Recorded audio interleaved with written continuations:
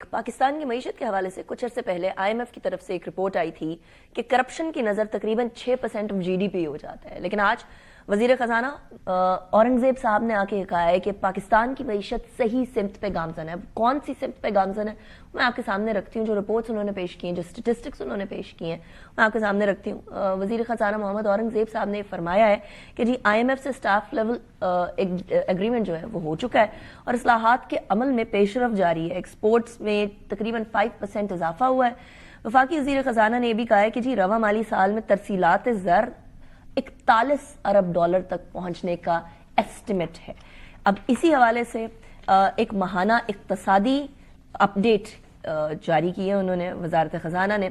माली साल 2025-26 के पहले 4 माह में तरसीलात ज़र में 9.3% इंक्रीज रिकॉर्ड किया गया है। जुलाई से लेकर अक्टूबर तक तरसीलात ज़र का हजम जो है वो 11 अरब 85 करोड़ डॉलर रहा है। इस दौरान दरामदात 9.6% इजाफे से तकरीबन 20.4 अरब डॉलर तक पहुंच चुकी हैं। जुलाई से लेकर अक्टूबर तक करंट अकाउंट डेफिसिट जो है वो 73 करोड़ से तजावुज कर गया है।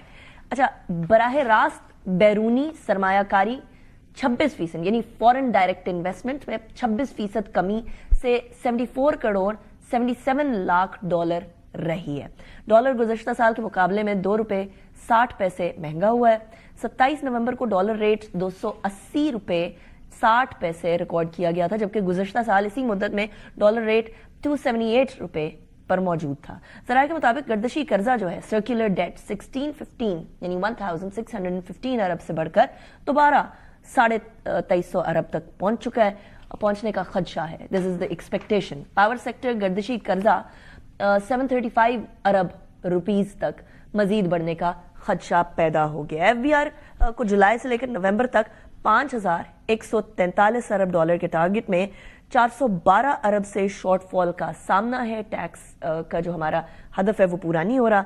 इन्हीं दस्तावेजात के मुताबिक नजरसानी शुदा टारगेट में FBR को जुलाई से नवंबर तक 314 अरब रुपए, नवंबर में हकीकी हदफ 1035 अरब के टारगेट में 139 अरब, जबकि नवंबर में नजरसानी शुदा 995 अरब रुपए के हदफ में तकरीबन 96 बिलियन से के शॉर्टफॉल का जो बेसिकली सामना करना पड़ रहा है। सो ये सूरत हाल है। एक जगह मैक्रो इकोनॉमिक इंडिकेटर्स बेहतरी की तरफ जा रहे हैं तो माइक्रो इकोनॉमिक इंडिकेटर्स कुछ और दिखा रहे हैं, लेकिन at the same time macro economic indicators भी मुतज़लज़ल होते हुए नजर आ रहे हैं। एंड द प्रॉब्लम इज कि स्टेबिलिटी इस टाइम पर चाहिए। इकोनॉमी को थ्राइव करने के लिए ईज ऑफ डूइंग बिजनेस चाहिए। इकोनॉमी को थ्राइव करने के लिए जब बिजनेस चलाना होता है तो उस टाइम पे आप टैक्स के शरह कम करते हैं। यहाँ टैक्स की शरह बढ़ाकर बिजनेस को और स्लो डाउन कर दिया जाता है। हमारे साथ डॉक्टर फरूख सलीम साहब मौजूद हैं, is well known economist. Thank you very much doctor साहब for joining me in the programme. Doctor साहब, सबसे पहले इस सारी प्रेशर पे बात कर लेते हैं। एक जगह कहा गया कि जी पाकिस्तान की जो माशी सिमत है वो सही है, दूसरी जगह इतने सारे शॉर्टफॉल्स की बात कर दी गई। तो मुझे समझाइएगा विच पॉइंट इज ट्रू। क्या हमारे इंडिकेटर्स डाउनवर्ड जा रहे हैं या हमारी सिमत दुरुस्त तरफ जा रही है? अनिका, मईशत को अमूमन बड़ा पेचीदा बना के पेश किया जाता है। देखिए, इसको आम आदमी के लिए सिंपल कर लें कि मईशत को बांट लेते हैं 2 हिस्सों में। एक एक्सटर्नल सेक्टर यानी कि बैरूनी सेक्टर और एक अंदरूनी सेक्टर। अब बैरूनी सेक्टर के अगर आप बड़े बड़े इशारे आपने बता दिए, अगर 41 अरब डॉलर की रेमिटेंसेस आपने बता दी, तकरीबन 19 बिलियन डॉलर तक जो है वो रिजर्व पहुंच गए हैं। मुझे याद है कुछ अर्सा पहले वो 3-4 बिलियन हुआ करते थे। इसी तरह जो रुपए की डॉलर के साथ कीमत है वो स्टेबल चल रही है और बड़े अरसे से स्टेबल चल रही है। कोई 280-282 रुपए का एक डॉलर जो है वो मार्केट में मिल जाता है, तो पॉजिटिव है, सिम्प ठीक है। अब आ जाए अंदरूनी मईशत, जो इंटरनल सेक्टर है जिसमें नहीं का आप और मैं और बाकी 25 करोड़ पाकिस्तानी रह रहे हैं। उसका जो सबसे इंपॉर्टेंट इशारिया है वो ये है कि 47% तकरीबन आप समझिए 12 करोड़ पाकिस्तानी इस वक्त शरह गुर्बत से नीचे रह रहे हैं। तो बैरूनी सेक्टर में तो सब चीजें पॉजिटिव नजर आ रही हैं, इसमें कोई शक की बात नहीं। हकायक के ऊपर वो सारी फिगर्स बताई जा रही हैं। अंदरूनी सेक्टर का हाल बहुत बुरा है। और उसमें हुआ ये है कि पिछले कोई 3-3.5 सालों की जो मजमूई महंगाई की शरह है اس کو آپ جمع کر لیں تو وہ کہیں 80-85% پہ پہنچ جاتی. یعنی کہ اشیاء کی قیمتیں پچھلے 3-3.5 سالوں میں کوئی 80-85% بڑھ گئی ہیں, اور اس دوران آپ کی میری باقی پاکستانیوں کی تنخواہ جو ہے وہ بڑی نہیں. تو اس کا نتیجہ کیا ہوتا ہے کہ قوت خرید جو ہے وہ ختم ہو جاتی ہے. تو میرے وقت سب سے بڑا مسئلہ جو ہے وہ اندرونی سیکٹر میں ہے, اور وہ قوت خرید کا ہے. حکومت چاہے آپ کو یہ بتائے کہ 41 ارب ڈالر کی ریمیٹنسز آ رہی ہیں, ہمارا جو اسٹیٹ بینک کے ریزروز ہیں وہ 19 بلین پہ پہنچ گئے ہیں. بھائی ضرور پہنچ گئے ہیں, لیکن میری جیب میں پیسہ نہیں. میں بجلی کا بل دینے کے بعد, گیس کا بل دینے کے بعد, بچوں کی فیس دینے کے بعد اب میرے پاس پیسہ کوئی نہیں بچتا. خدا نہ کرے کوئی ایمرجنسی آ جائے تو میرے پاس پیسے کہاں سے آئیں گے.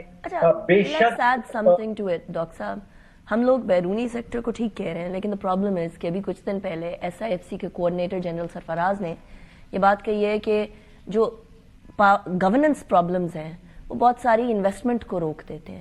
اب ایس آئی ایف سی وہ ادارہ ہے جو اس ٹائم پر 1 ونڈو آپریشنز فراہم کر رہا ہے, 1 ونڈو سٹاپ فراہم کر رہا ہے ان انویسٹرز کو جنہوں نے ادھر آنا ہے. لیکن کسی بیرون ملک انویسٹر کو آپ بلائیں اور آپ بولیں کہ جی زمین ہم آپ کو دے رہے ہیں ایریگیشن کے لیے, پانی کوئی نہیں ہے کیونکہ کنال کا متنازع ہمارا معاملہ ہو گیا تھا بیکاز آف دا پالیٹکس.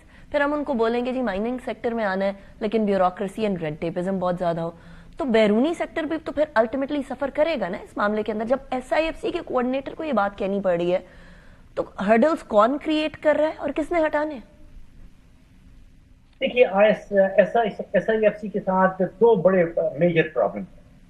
ایک تو جس کو ہم کہتے ہیں کہ وہ ہاریزونٹل آرگنائزیشن ہے, یعنی کہ اس کے پاس وہ باقی منسٹریز کو اکٹھا تو کر سکتی ہے اپنے ٹیبل کے اوپر, لیکن یہ ورٹیکل آرگنائزیشن نہیں ہے جس میں اس کے پاس اختیارات ہوں, حکم دینے کا قانونی اختیار ہو, اسکریننگ کرنے کا ہو, ٹائم ٹیبلز بنانے کا ہو. تو یہ ہاریزونٹل آرگنائزیشن ہے. چاہیے ہمیں ایک ورٹیکل آرگنائزیشن. یہ ابھی اس کا جو لیگل ایشو ہے وہ ہمیں یہ پتہ نہیں ہے کہ اس کی لیگل سٹینڈنگ کیا ہے, کیا یہ باقی منسٹریز سے بالا تر ہے, ان کے برابر ہے, اس کے پاس کوئی ایگزیکٹو اتھارٹی ہے, یا صرف یہ ریکمنڈیشن اور سفارشات کر سکتی ہے. تو بہت ساری چیزیں جو ہیں وہ کلیئر کرنے والی ہیں ایس آئی ایف سی کے حوالے. نہیں, لیکن اگر ایس آئی ایف سی کے بارے میں کلیئر ہو بھی جائیں ڈاکٹر صاحب, تو یہ کیسے کلیئر ہوگا کہ ہم لوگوں نے as of doing business for the foreign direct investment and for the foreign investor بھی لے کر آنی ہے, وہ کس نے کرنی ہے؟ اچھا, اس کو بھی 2 حصوں میں بانٹ لیتے ہیں. دیکھیے, جہاں تک ہم جنرل کہتے ہیں کہ فارن ڈائریکٹ انویسٹمنٹ پاکستان میں آئے, جب تک 2 چیزیں, جب تک بجلی کا ریٹ 20-22 سینٹ کا 1 یونٹ ہم بیچیں گے اور ہمارے ہمسایہ ملک جو ہیں وہ اس سے آدھا ہوں گے, تو فارن ڈائریکٹ انویسٹمنٹ آنے والی نہیں. نمبر 1. دوسرا نمبر یہ ہے کہ پاکستان میں اس وقت جو کارپوریٹ انکم ٹیکس ریٹ ہے وہ دنیا میں مجھے ایک ملک ملا ہے, 193 ممالک جو یونائٹڈ نیشنز کے ممبر ہیں ان میں سے ایک افریقہ کا ملک ہے کیمروس, جہاں پہ کارپوریٹ ٹیکس ریٹ پاکستان سے زیادہ ہے. اب سمجھیے کہ دنیا کا بلند ترین کارپوریٹ ٹیکس ریٹ آپ نے رکھا ہے. 29% اسٹیٹ انکم ٹیکس لگاتے ہیں, 10% اس کے اوپر سپر ٹیکس لگا دیتے ہیں, 10% اس کے اوپر ڈیویڈنڈ ٹیکس لگا دیتے ہیں. اگر وہ انکم کارپوریشن اپنے شیئر ہولڈرز میں بانٹنا چاہے 15% اس کے اوپر ٹیکس لگ جاتا ہے. یہ کئی 54% تک مجموعی ٹیکس پہنچ جاتا ہے. اب آپ سوچئے جو کمپنی باہر بیٹھی ہے اگر وہ پاکستان میں آ کے انکارپوریٹ کرنے کی کوشش کرے یا پلاننگ کرے تو وہ کہے گی کہ جی اگر corporate tax including. ڈاکٹر صاحب, thank you very much for joining me in the program. اسی کے ساتھ